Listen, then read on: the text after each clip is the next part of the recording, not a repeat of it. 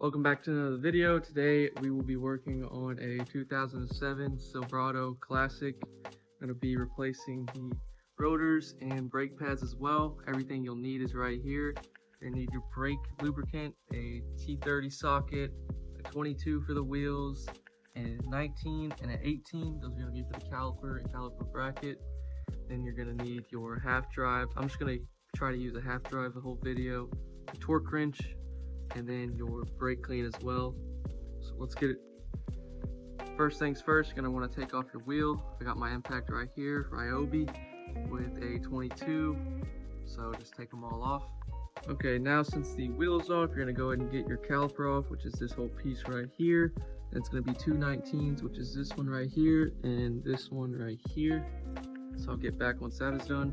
Okay, the next step you're going to do once you get the caliper off and set it on the upper control arm, you want to take off your bracket bolts, which are just going to be this one and this one, which is an 18.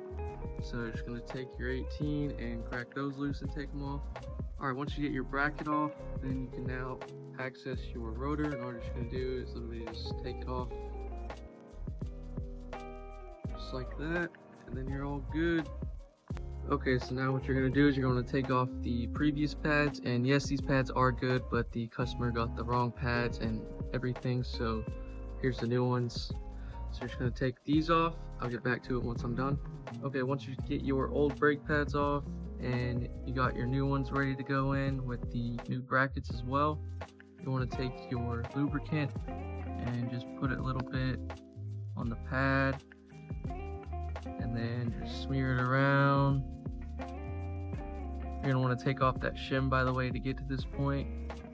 But what this does is it causes it not to squeak, because sometimes those shims can cause squeaking, and this will just take place of that and not allow that to happen. Then you just want to put back on your shim, as you can see, like that, and then you are set to go.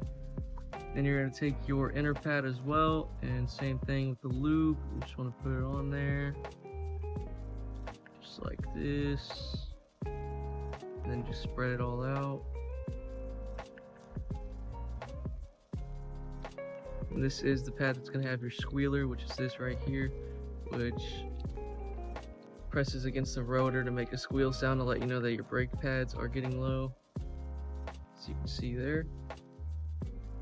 Now once you get the brake pads back on to the bracket, you're going to want to get these sliding pins out, which is right there, and they should just pull out, wipe them down, and then lube them up again so they're all good. Okay, once you get them clean like so, you're going to take your lube and put it all over the slide pin. Okay, once you get the slide pin all lubed up like this, you're just going to pop it back in its spot, which once again it goes right here.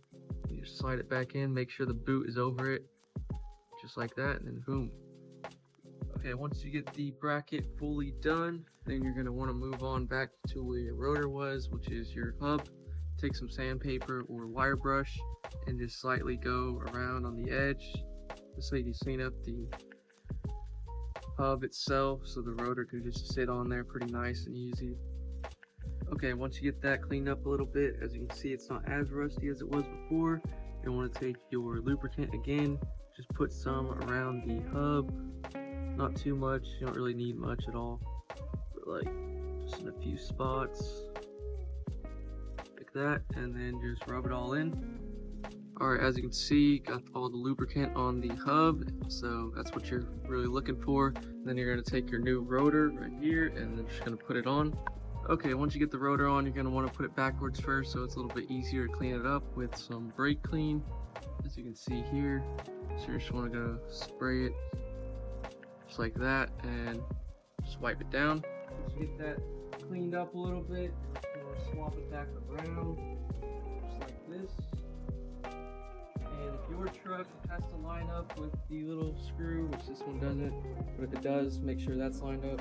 Other than that, you're going to want to clean off the actual front side of it now. Okay, just like that, it's all cleaned up now, so I'm going to go ahead and put that bracket back on. Alright, once you get your bracket bolts back on, it's going to be that one and this one, and remember they are a 19mm. You're going to want to torque it to 133 foot-pounds on both of them, and you'll be good. Once you get your bracket back on and torqued and everything, you're going to want to take your caliper back and just pop it right back on there. Also, make sure not to bend your brake line right here. That would be really bad if you do. I did notice that I said that the bracket bolts were 19 millimeters, but they are 18 millimeters. These ones, that one, and that one, 18, not 19. The caliper bolts are going to be 19 millimeters.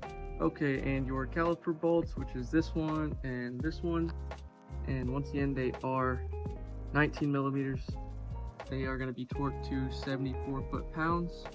And just like that, it's all done. So all you got left to do is put on your wheel and then also press down on the brake pedal so the pistons can fully clamp on with the pads to the rotor.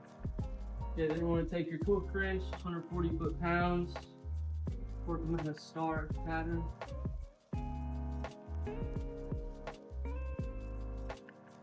Just like that, you're all good. Once you get that done, you are all cleared up and ready, and then you can take your break with a nice Dr. Pepper. And yeah, if you found that video helpful, please like and subscribe. Just look at the Denali over there. But have a good one. Thank you for watching.